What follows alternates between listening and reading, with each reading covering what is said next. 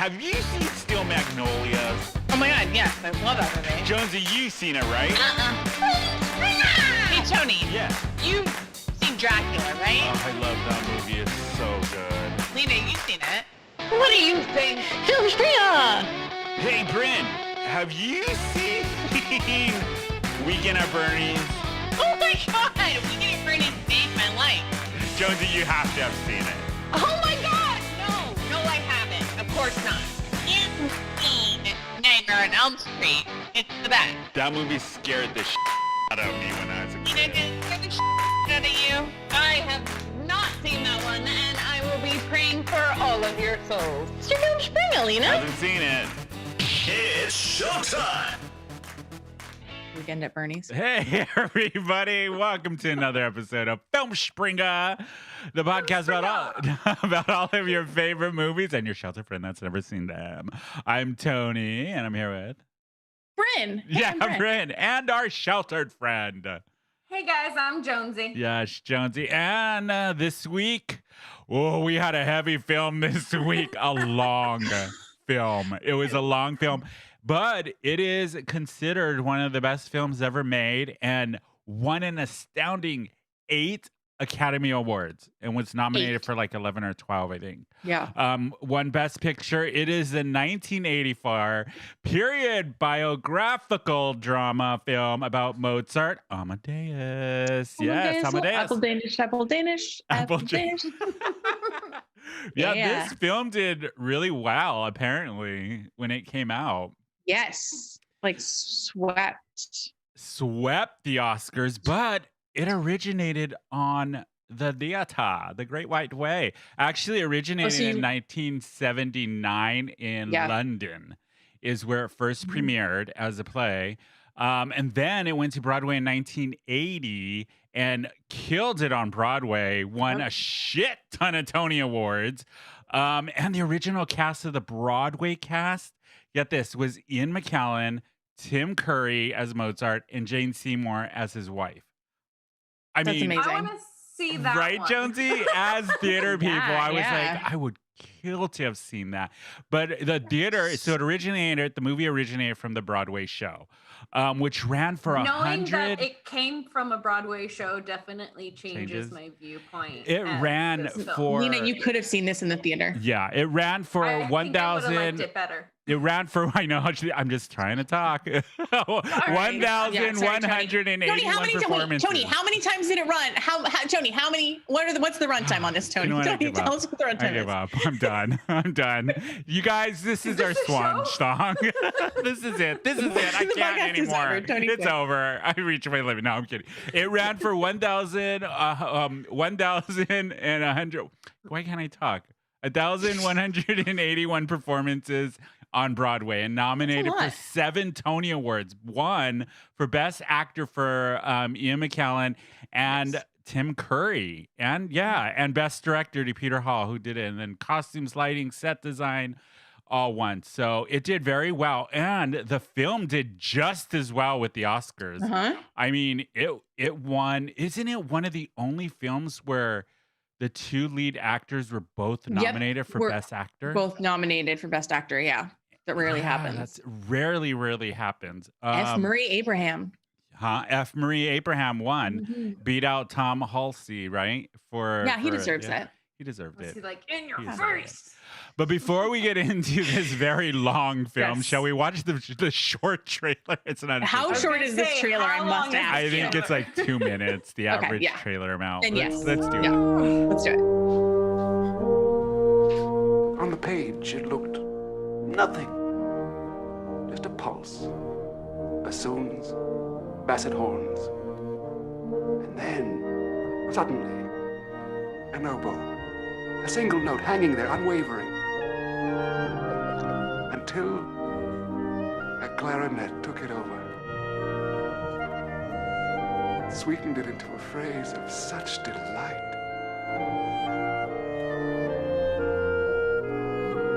This was a music I'd never heard.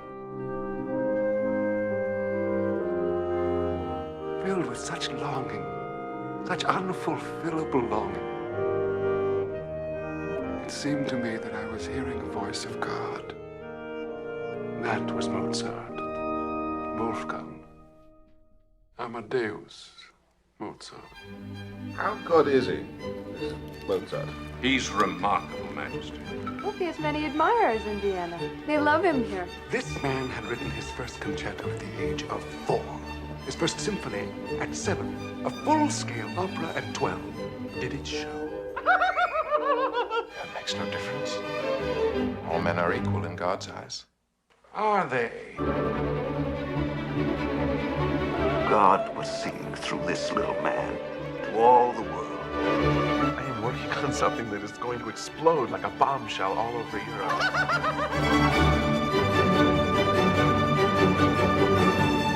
That was not Mozart, nothing. That was God. I can't rewrite what's perfect. I believe it is the best opera yet written, my friend. Your son is an unprincipled, spoiled, conceited brat. Why would God choose an obscene child to be his instrument? One day I will laugh at you. Before I leave this earth, I will laugh at you.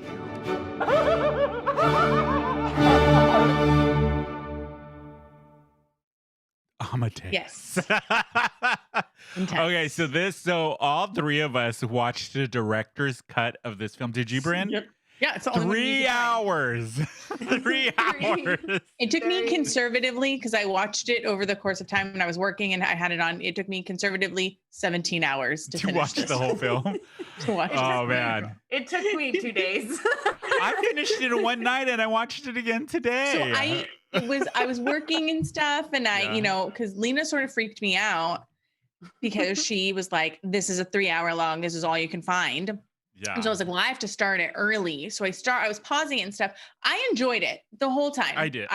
I'll be honest. I liked it. I was a little going into the film because I hadn't watched it in years. And I remembered it very differently than what I watched this week. So different. It's such a different memory for me. Oh, so different, which we're going to get into. This. Let's do But Brynne, before we do, give us a very brief plot of the film. So this movie is about the very famous Wolfgang Amadeus Mozart. That I don't know what that turned into. I don't know. What was that accent? It's not Christ. Austrian or German. And it is about Mozart's time in the Austrian court as told through the eyes of an elderly end of his life Salieri. Do you guys remember that Simpsons episode where they did it and Lisa was Sally Airy? Sally? No, I don't. Yeah, they did it where with to watch The Simpsons either. Bart was Mozart. Oh, we should do The Simpsons. Yeah. With the Simpsons version. Yeah, so it's like a very, very exaggerated telling of Mozart struggling to install himself in the Viennese court with all of these like traditional Italian composers and having a really hard time doing that. Yeah, the film did amazingly well in the box office, earning 90 million, and it only cost 18 million to make. Yes, which is so because it's such a niche movie. It's a period piece, and it's not like overly sexy. It is not as horny as I remember. The horniness level for me was the opposite. I remember it being way hornier when I was a kid, but when I watched it, I remember it being like, so horny, right? And I was watching it, and I was like, "This is not horny at all." So it won. Okay, let's go down the awards it won, because this thing swept the Oscars in '84. Yeah. So it won for Best Picture, Best Director, Best Actor in a Leading Role. Went to F. Murray Abraham. It won for Best Adaptation of a Screenplay, Best Art Direction, Costume, Makeup, and Best Sound is what it won. So it did very well at the Oscars. It did very well. With all of the Mozart in it, like you forget how beautiful, and I mean, I guess most people don't, because that's why it's like Mozart is synonymous with like beautiful classic music. Yeah. But how prolific he was, and how all of the things that we hear, and you're like, oh, fuck yeah, that is Mozart. Like, that is just one guy that did that. And he was only 35 when he died. 35, so young. 36, I've done nothing with my life. Right. I do this podcast, and I've done some stand-up with dick jokes. And that's it. And that's it. That's what you're going to leave this world. A couple dick jokes in a podcast. A weekend at Bernie's dick joke that I'm very proud of. Oh, yay. In this podcast. So the cast, too. There was a lot of, the cast was huge. Christine Ebersole, I totally forgot Christine Ebersole was in it. And for all you theater people, she is like big Broadway Broadway star. The moment I saw her, I was like, oh, yes. No, she's totally forgot it. Because she always is a character. Yeah. And she was a character in this. Yeah. She plays like the opera singer at the beginning. Yeah, Katrina Cavalieri, I think the name is. Yeah. Cavalier. And she's so beautiful. Yeah. And she has an amazing singing voice. I mean, she won the Tony for... That was really her singing? Yeah, she won the Tony for Grey Gardens. She played Little Edie in Grey Gardens and won the Tony for it that year. Oh, I love that. Yeah. And then the other one that I totally forgot was Barbara Bryan. For all of you theater people, she was in the original Broadway cast of Into the Woods and played Jack's mom. She was in this film, and I totally forgot. She played Frau Weber, I think. Frau Weber. Yeah, Mozart's wife's mom. Right? Yeah. Yes. She came on the screen and I was like, Jack's mom from Into the Woods. Yeah. It's so stupid. There's so many people in this movie. And a very, very young Cynthia Nixon. Ooh. Right? I was like, you know what? She was made to play a scullery maid. She was. When I saw it, I was like, believable. Totally believed it. I'm like, scullery maid. Yep, typecast. I was like, yes. That's sad. Yeah. So the film, when it came out, this is one of the big things with the film that that got me right off the back when I was watching it this time around is the accents. And how nobody has accents. I love it. They're all over the place. Yeah. Well, the director purposely did not want anybody to use an accent. They wanted them in their real voices so they can concentrate on their character, is what he said. He didn't want the actor. The thing is, everyone, I know that every podcast comedian has done this, talked about this to death, but if you're not going to do the fucking accent of the place that you are in, don't just do an English accent, which is what everybody does. Yeah. And it's like, if you're in Vienna, don't just do a fucking English accent. If you're in Germany, it's not just like, oh, well, English is old, so we'll do English. And that's what everyone does. Yeah. So, and I've always said this because having an American accent is just as believable in Austria as is having an English accent because you're not fucking speaking German. Yeah. So I'm saying buckle up. She's in a mood tonight. I am. Let me tell you about these accents, and I'm going hard. But Sofia Coppola did the same thing with Marie Antoinette. With like Kirsten, and she was like, "Hey, if you're gonna cast actors that aren't that nationality, and they don't have the accents, just have them speak how they speak." Yeah. So when this film came out, it wasn't done by like a big production company like 20th Century. It was done by Orin Productions, right? Was the original people, and they were so worried that the film was not going to do well because it's based off of Mozart, and it was in 1984, and there wasn't like a big surge of Mozart fans and popularity. So they actually created a music video type of trailer where it was the film, but chopped in was like Van Halen and a bunch of different rock stars from the time, because they were trying to build it up as he was the original rock and roll guy. Mozart was. And I think we have that actual trailer and we're going to watch it. Please. Yes.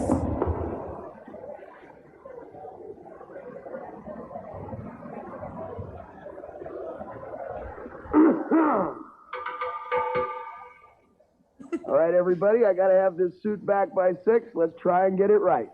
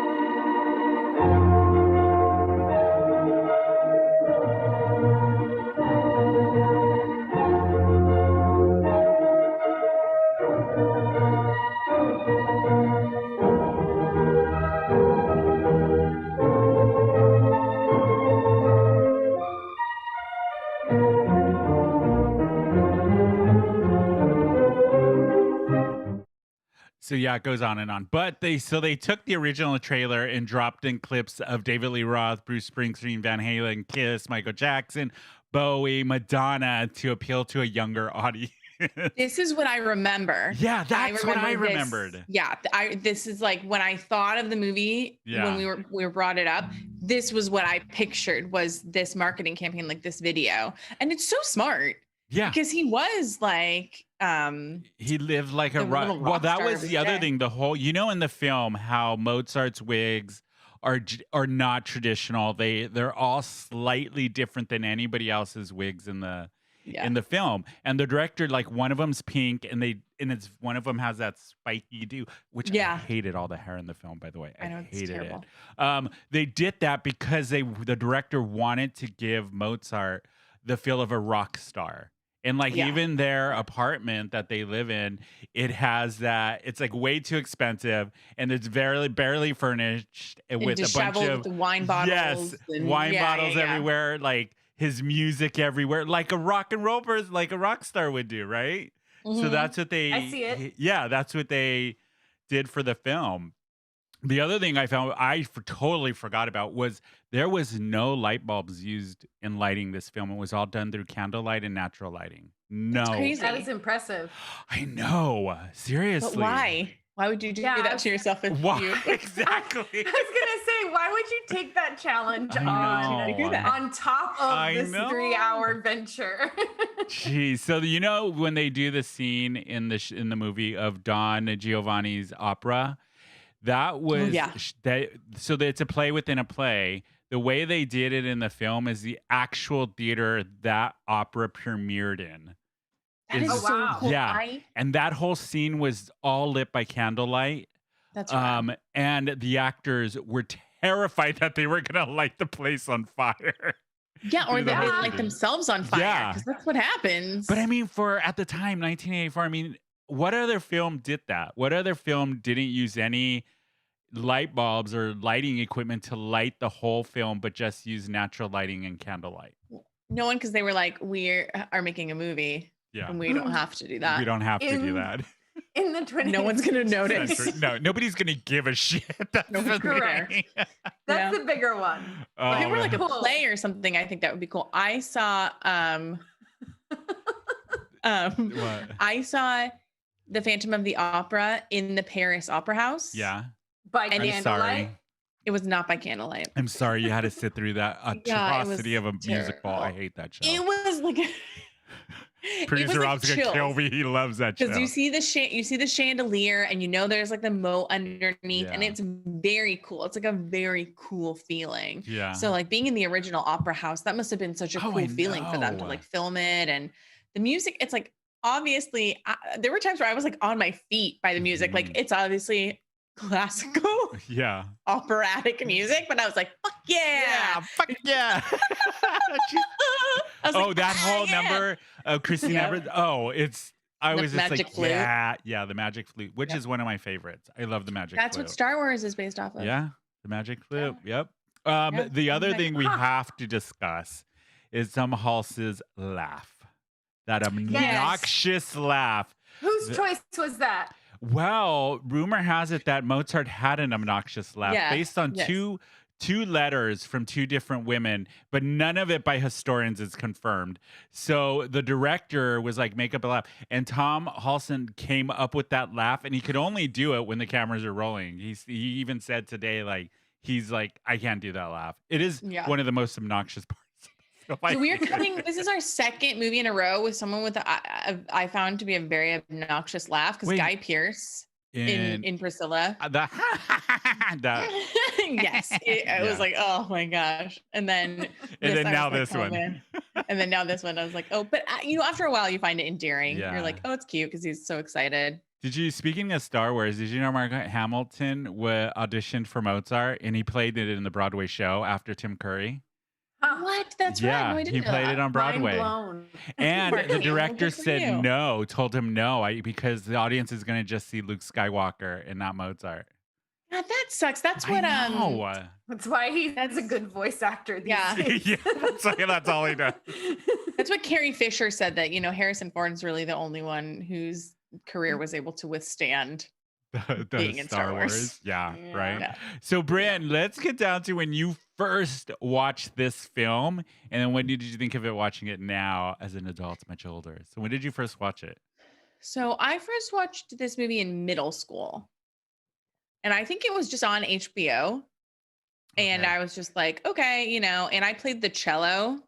Yeah. So I was like, I'm a sophisticant. So a what? What was that? A sophisticant. I love that. Can we get that on a shirt? Somebody, please. Yeah. Sophisticant. I am still to this day, I think, a sophisticant. And I was like, I'm gonna watch this movie. And I just remember like I liked it. Yeah. And I think it was the costumes and the, I was like reading Victor Hugo at the time, and I was like super into Catherine the Great and all that stuff. So I just think like the pomp of all of it I really loved.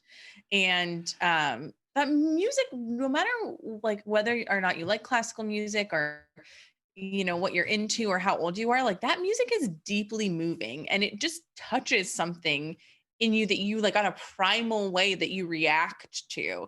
So I think, part of them like using so much of Mozart's music and doing it very well and having like really great orchestral moments of it, and like hearing the operas and stuff, and then being like a little theater kid too, the whole opera of it. I don't think I even like registered like Salieri and all that weird stuff, but I just, it left an impression on me. And I think it is because like deep within us, with, that music like really moves us and speaks to us. And Mozart really was a genius. So having the movie be so flush with all of that, it just like leaves an impression on you. So I remember even as a child, like walking away, like being like, holy shit, dude, like that man is so talented. Yeah. Like crazy. And what did you think this time, not revisiting the film? Was it the same reaction? So over the course of a week that I watched this film, because it takes that long. It's like gestating a baby. It was the same. I paid a lot more attention, obviously, to the story of it. And part of me is like, this is so historically inaccurate. It's, kind of wild. And I've read books about the whole Salieri component of and their rivalry was really actually non-existent and stuff, but it made for a good movie. But I just, again, the music was like, even though it took me a long time to watch this movie, I enjoyed it. I enjoyed the whole thing. I thought the acting was so good. I thought the actress that plays Constanza was so good, and I was like, what happened to her? Really? I did. Yes. You didn't like her? I was disappointed. I didn't like her. She didn't. No, we'll get into it when it's my turn to talk about this film. All right. I really enjoyed it, and I was like, I understand why this won so many Oscars, and I understand why people really connected with it and loved it. Because I even rewatching it, I was like, this is good. I'm glad, because for everyone who loyally listens or watches us, we did not set you up in a great way for this episode. Yeah. Normally really sold it to me, guys. I was really looking forward to it. So I know, but actually it's such a good movie to watch, and the storytelling is it's good, and the acting is good, and the music is good, and there's so many good people in it. What about you, Tony? So I have a funny, this is kind of stupid, but so when I watched this film, I was probably in high school.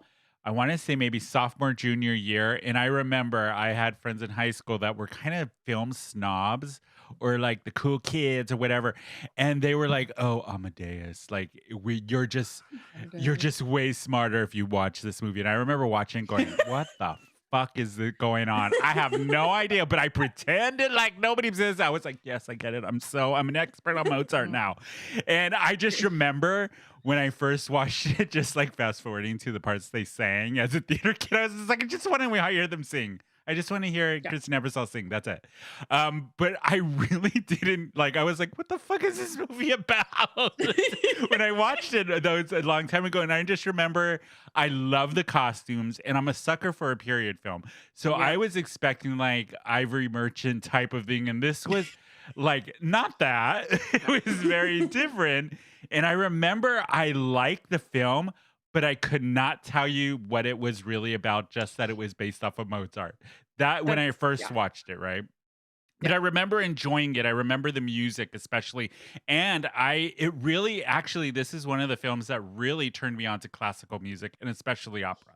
And I remember I went through a period of that's where like I was listening to all of it. And it was because of this. This is one of the films that did it for me. But when I was rewatching it this week, I was ready to not like it the minute it started, especially when Tom Halston starts talking like, where's his accent? But then I really enjoyed the film. Like I truly, really thought the acting was great. I liked how they presented Mozart. I couldn't stand his wife. I thought she was a horrendous actress in the film. I was just she was awful. I was like, I remember her the first time. Something, but I didn't IMDb. You know what it felt like? She should have been in. This was in the 80s. She was like she should have been in like Working Girl, and she just walked onto the wrong set and said, I guess I'll try this. And they threw her in a wig and said, go. That's what it felt like. I think maybe in my heart, I was like, well, if she can do it, you know? I like a relatable, relatable heroine. It felt like she just stumbled into the wrong movie. She seemed very 80s. Yeah. Well, all the hair in this film bugged me. I was like, none of it's period. Well, especially Mozart. And then when he's not in his wig and it's all 80s feathered back and everything, I'm like, no, girl, no, I don't think so. They didn't have that hair back then.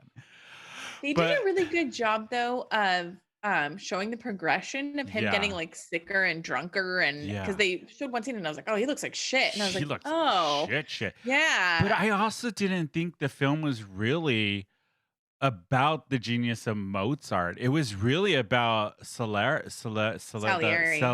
and how he was cursed to have the talent of like a horrible musician, but the like ear of like a first class musician. You know what I mean? So mediocrity was his curse. He's actually a really famous composer. Who he is like super famous. And but in the film, the way it's presented is like he didn't have the talent to be Mozart, but he understood Mozart was a genius. You know what I mean? Nobody has the talent to be Mozart. No.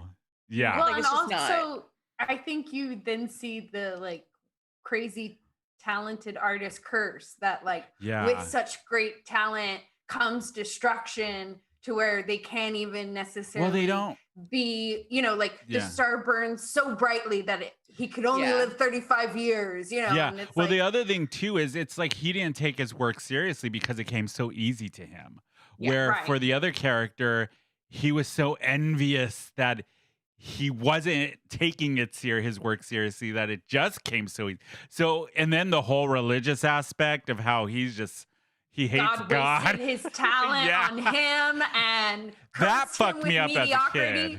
But with the lust for something greater, that I could understand. Well, I was like, that's me as a theater dork.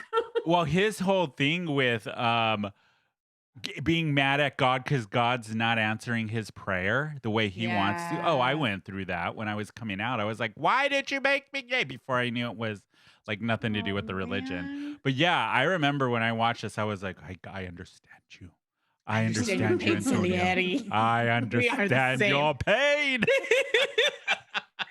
I just rewatching it. I'm like, this dude is so self-important. He's like, the end is like, God would rather kill Mozart than make me. And I was like, he doesn't give a fuck about you, dude. That's what it is. Nobody does. Shut up. Sit down. You're making yourself really important. Go have another bonbon. Him and his sweet tooth throughout the whole film. I love it. Because he doesn't bone. No, he doesn't bone. The lesson is to take that pride and swallow it. Right? That's probably what it was.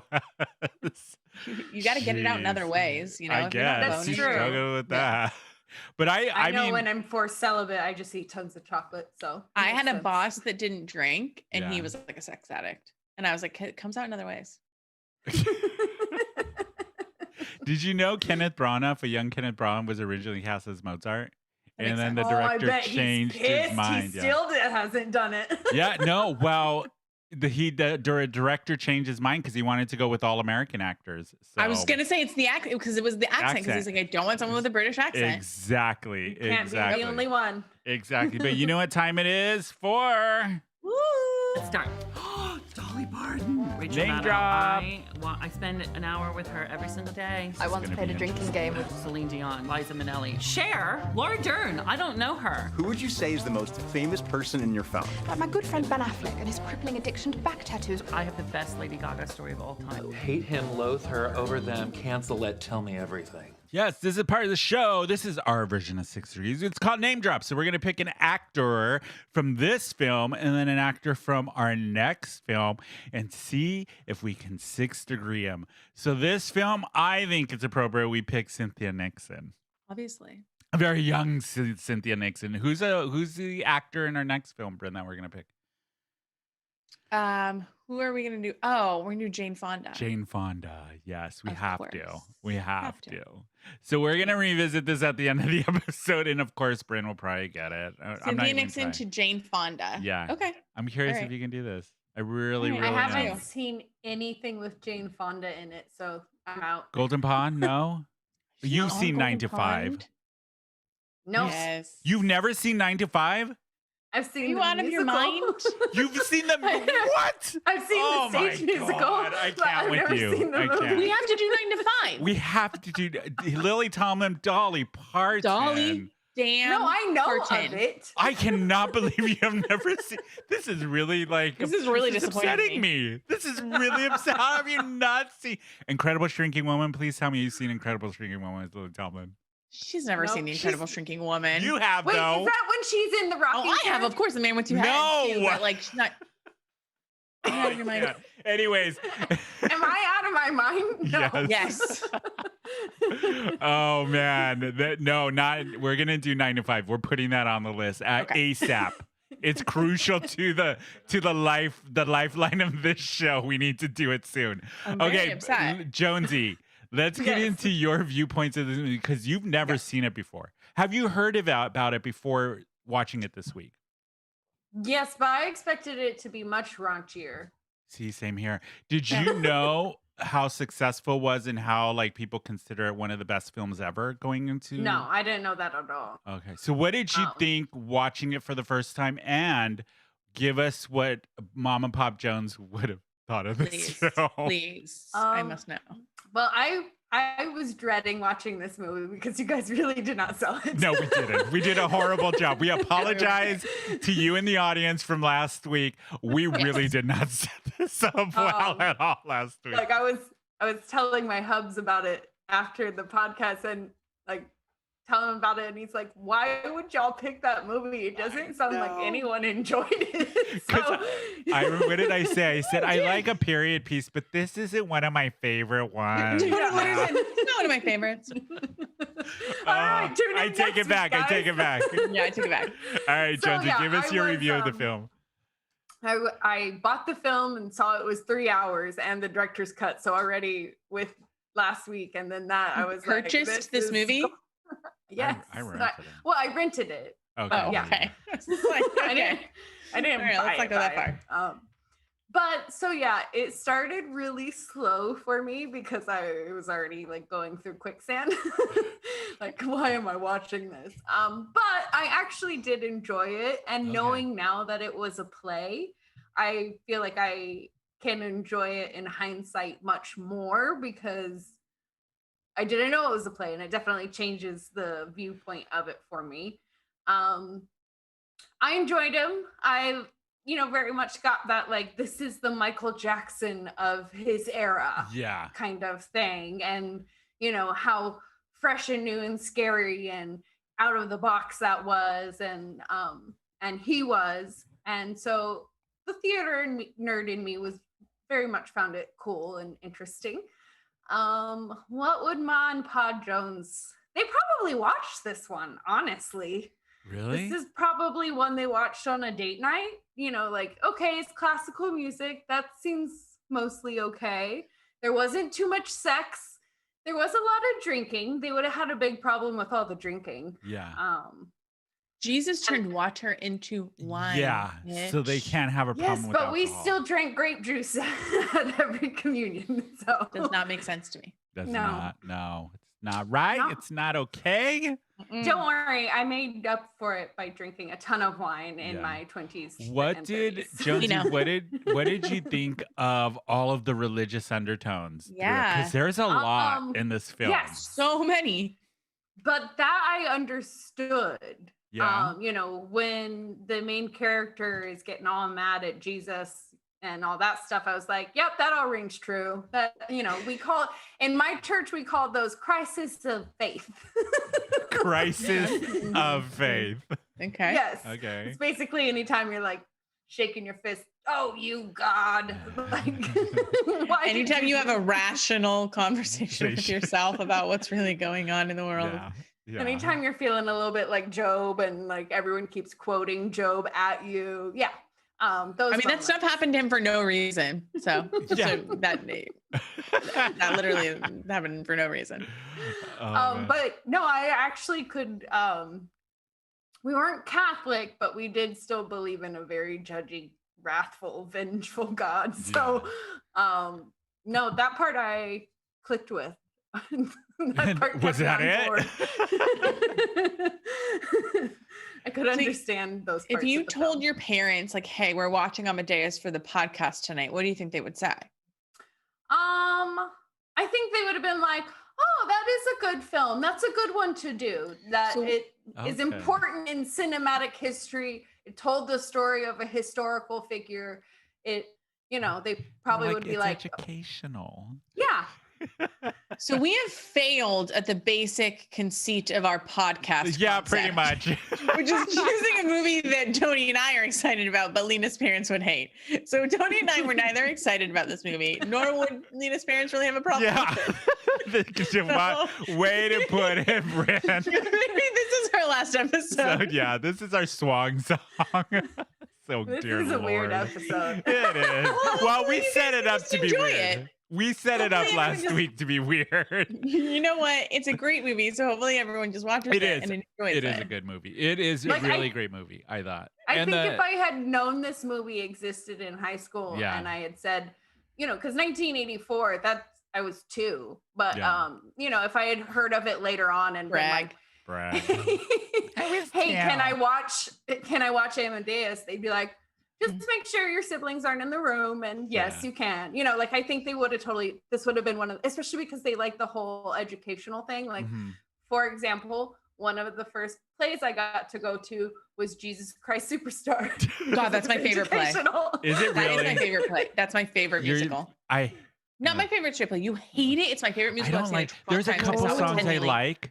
But overall, I'm like, I don't want to hear Jesus sing about Jesus. No, I grew up with that shit. I don't need to see it on Broadway. No, I love it. Also saw Joseph and the Amazing Technicolor Dreamcoat. That's just gay. That is the gayest show ever. Come on, he's running around the stage in his rainbow coat. How much gayer can you get? I was in that show. I played one of the brothers. Of course you did. A little. But in Amadeus, one of the things that I did really appreciate about the film, and I remember this the first time I watched it, was because I was really curious if Tom Halsey, the guy that plays Mozart, really played the piano. He did. He learned it for this film. He spent 6 hours a day for 6 months learning to play the piano, and they had researchers. Yes, that was him playing it backwards, upside down in the film. What? He actually did that. And get this. So they had music professors, I want to say from Harvard or Yale, analyze the film to see if what he is playing in the film, like on the piano, actually matches with what is written in the music. And it does. He played every note correct. Can you believe it? Oh my gosh. He learned it for the film. What a parlor trick he learned. Exactly. The other thing, too, is F. Murray Abraham learned to read and conduct music for this role. Before that, he had no musical. He seemed like a much better conductor than the guy who played Mozart? Yeah. Yeah. But for all of you, Mozart was also supposed to be dramatic. For all of you Disney fans, Tom Halston was the voice and singing voice of Hunchback in Hunchback of Notre Dame. Yeah. That's one of my least favorite Disney movies. All right. All right. Well, this is just going downhill. Just like, boom, hate that, hate that. I can't win. Jesus Christ. Do you know what I remember being a bigger scene in my childhood was the fart scene? Me too. I was like, that's it.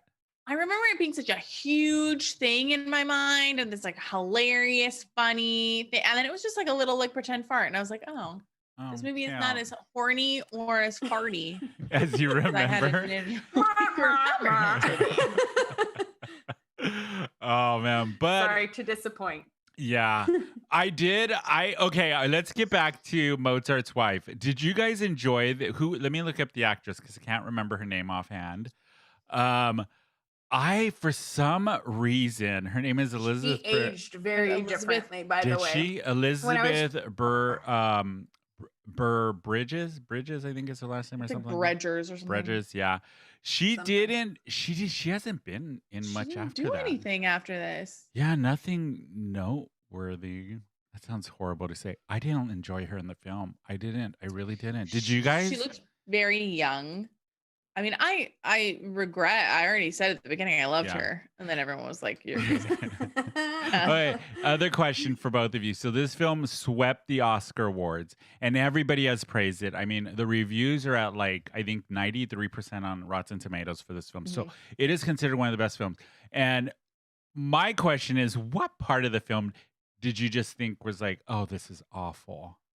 This is awful"? Was there a part of the film? I'm always curious in these Best Picture films where everybody raves about it. If there is a part that you're just like, no. There wasn't a specific part that I was like, no. I just thought every scene was probably about a minute and a half too long.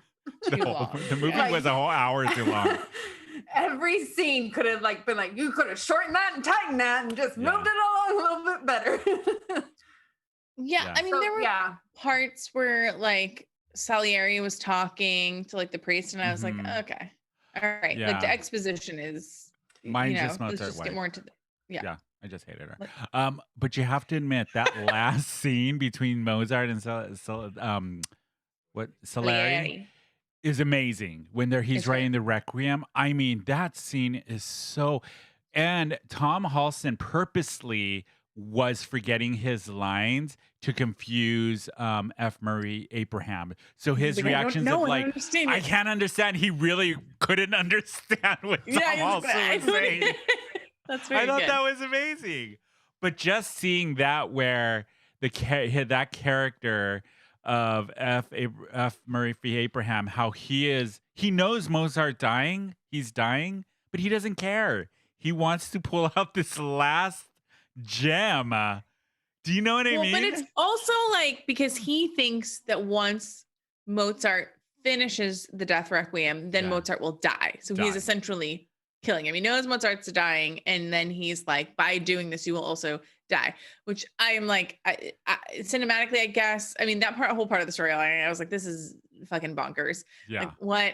He like comes to his house in a mask, and he's like doing his Requiem, and I was like, are we supposed to believe that? You did? I was like, yeah, that morbid shit. Give me more of that morbid shit. Like, are we supposed to believe that this is a thing that happened, or like what? Well, in real, I mean, it's fucked up to be his dead dad, but I mean, I still liked it.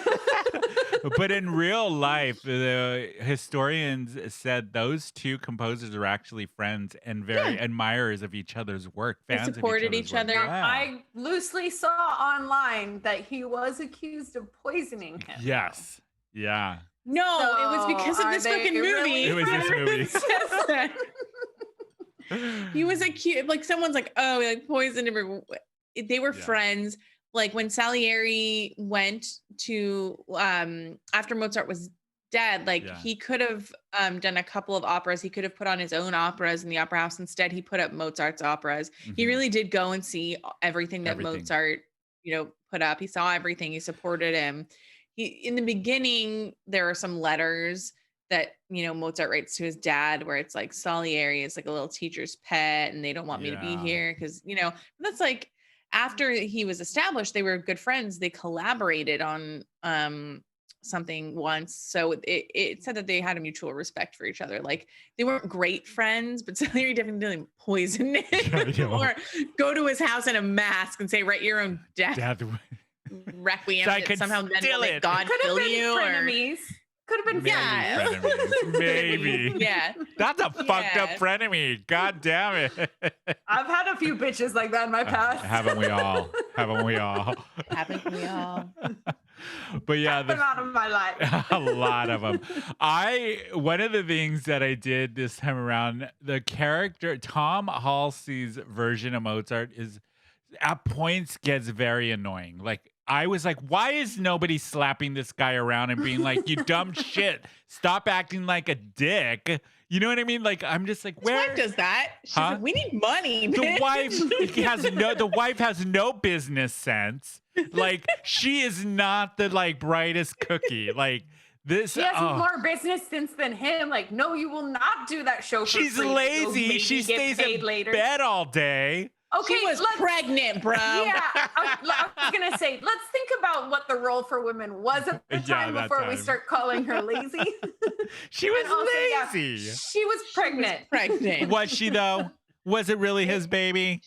They had 6 kids. They had 6 kids. Only 2 of them survived. Oh man.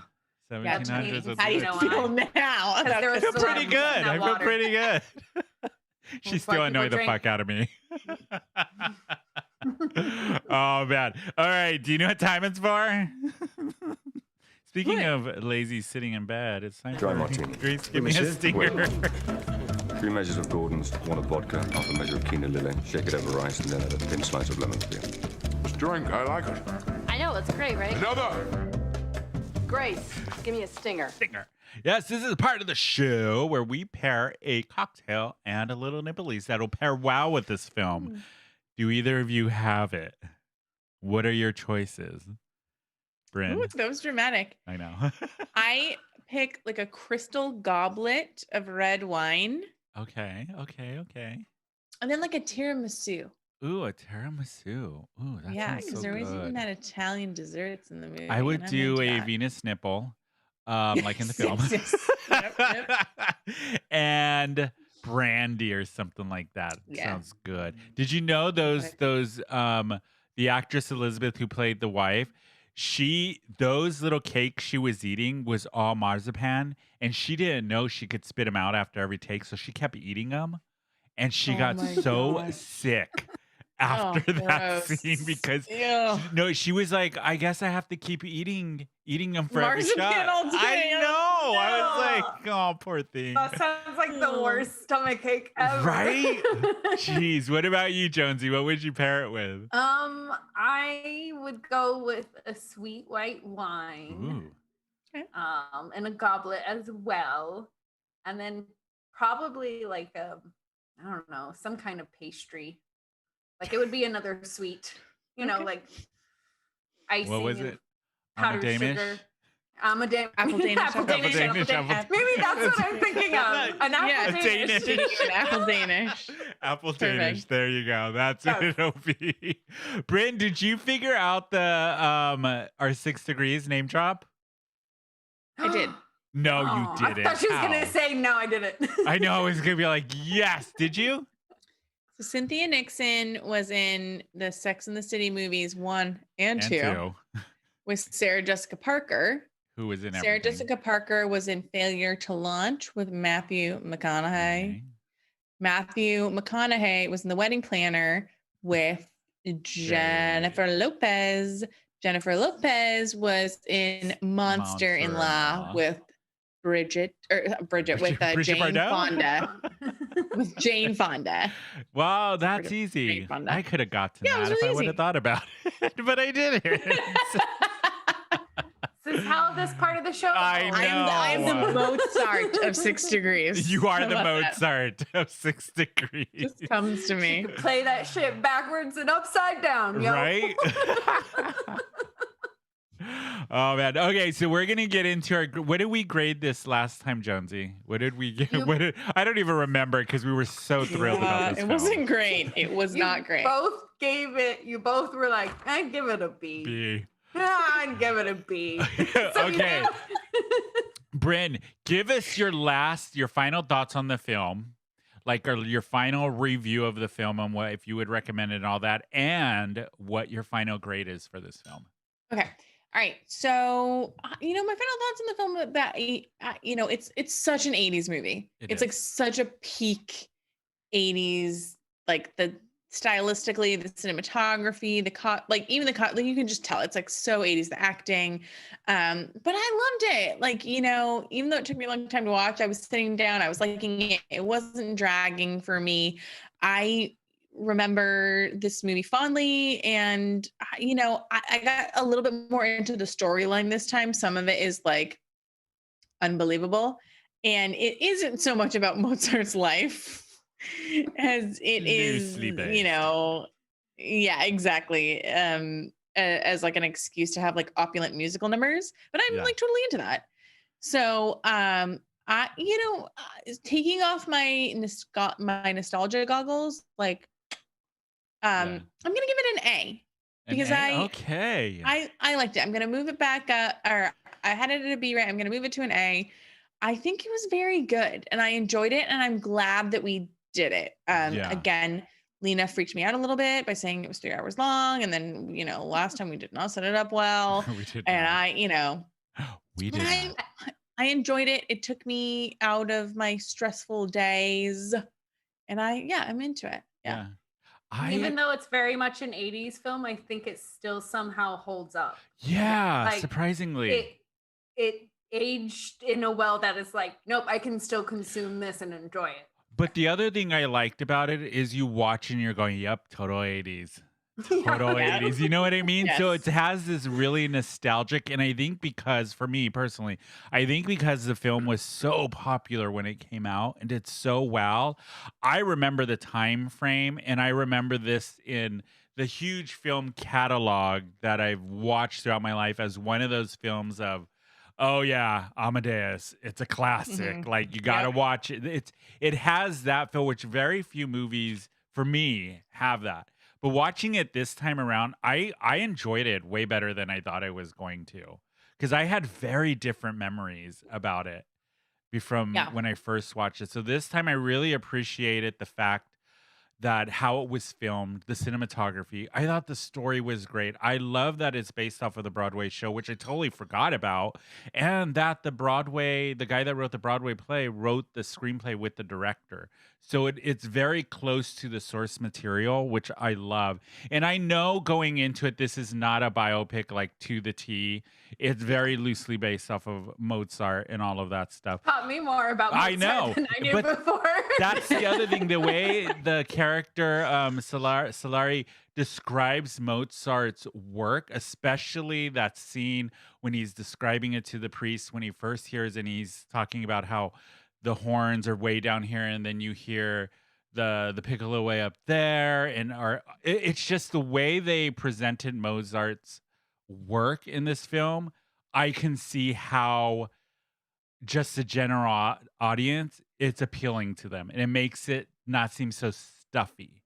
And I think that's one of the big things with the film that I really like this time around, is you took something that's typically stuffy and old world, old person-y type classical music opera, and you kind of turned it into like from a rock star point of view and made it cool. You know what I mean? So I think that was one of my favorite takes away watching the film this time around, and just really appreciating the acting. I thought the acting was great in the film, and well deserved to F. Murphy Abraham for winning the Oscar for it. But I would give it an A this time around. I'm going to go up to an A. I like when Tony and I agree. Yeah. Okay, Jonsey, last thoughts on the film and then your grade, seeing that we just did that for me and Brynne.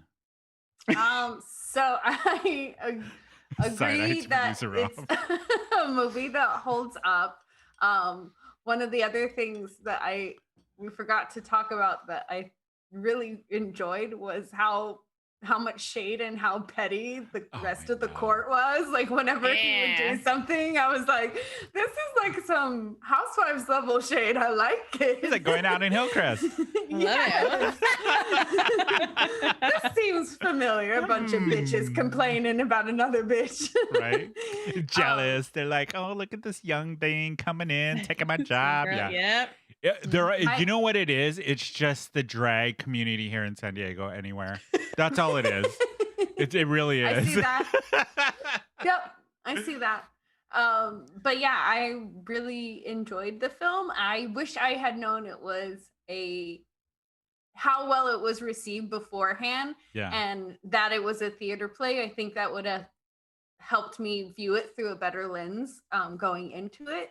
That being said, I started at several steps behind, but still loved it. So I feel like anytime a movie does that, like when your expectations are so low and then it's like, no, I actually like that. That speaks a lot to how well the movie was made and how much it kept me going. And I really liked the character work. And, you know, seeing him age, even though he doesn't age that much. So I would give this movie...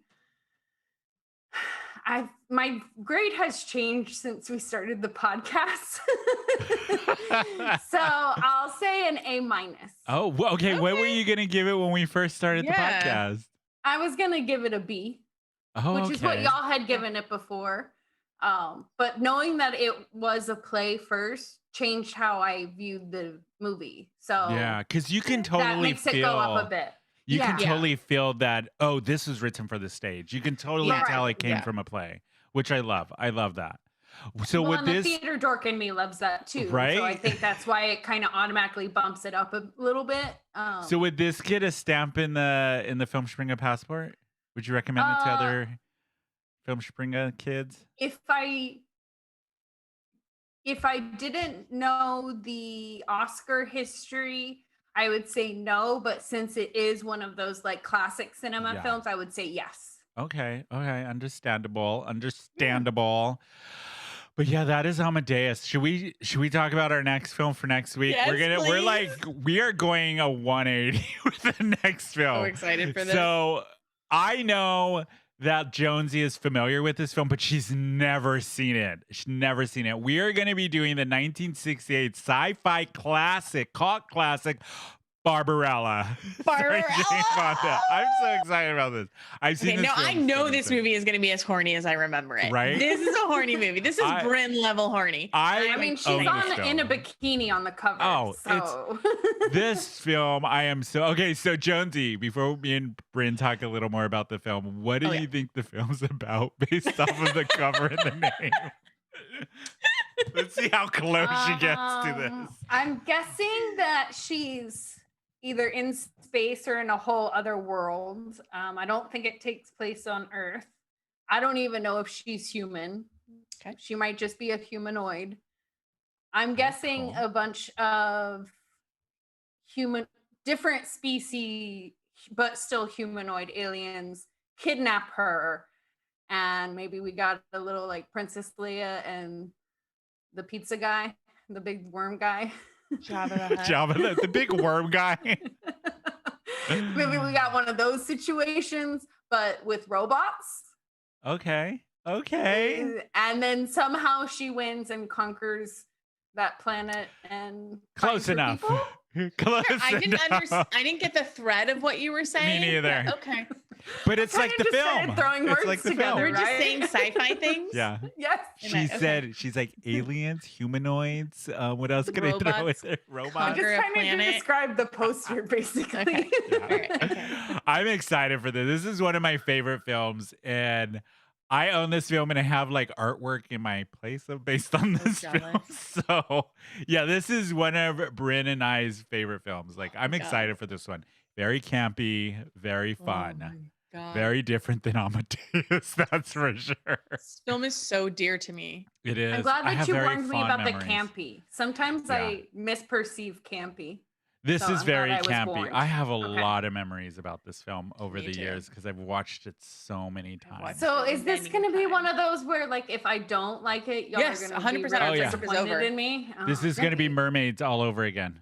Yeah, No! our friendship- And Scrooge all friendship over will again. end this friendship. Right? But that is it for us. Oh, this wait, should we week. do What? our grades? Oh, Give it a yeah. five. Thank you for reminding me. I'm giving it an A++. Barbarella, plus. A++ for me. What about you, Yeah. Brynne? A++, yeah. Yes. Okay, All perfect. right, Of course, you're it both has to. I copying mean, each other. And I will not Cult change my mind, classic. and I don't care. I'm not. I know I'm not. I literally just watched this movie a couple weeks ago. So Yeah, I know. I was going to say, when was the last time you have seen this on your own, not because of the podcast? Oh, I saw this watched movie it like 6 months ago. I watched it a few weeks ago during work. I put it on and I had it on because I like the music and it's just like Yep. groovy. I also love own it. this movie. Yeah. So good. I'm so excited. But yes, that is it for us this week. You can follow the podcast at Filmspringa anywhere you get podcasts. Make sure you subscribe and give us a 5-star rating on Apple Podcasts. Helps us out a lot. And subscribe to the YouTube channel. See us every Thursday night live. But if you missed the show Thursday, you can watch us every Friday night at 8 o'clock at Out at TV. We're there. And you can watch my other show every Tuesday night at 7 p.m. on Out at TV. Who Invited Her? That's a fun show. I love that show. You can email us at Filmspringa podcast at gmail.com. Thank you, Jonsey. But that is it for us. Next week, we will be talking Barbarella. It's going to be a lot of fun. And that's it. Let me find our music. There we go. Bye, guys. Bye.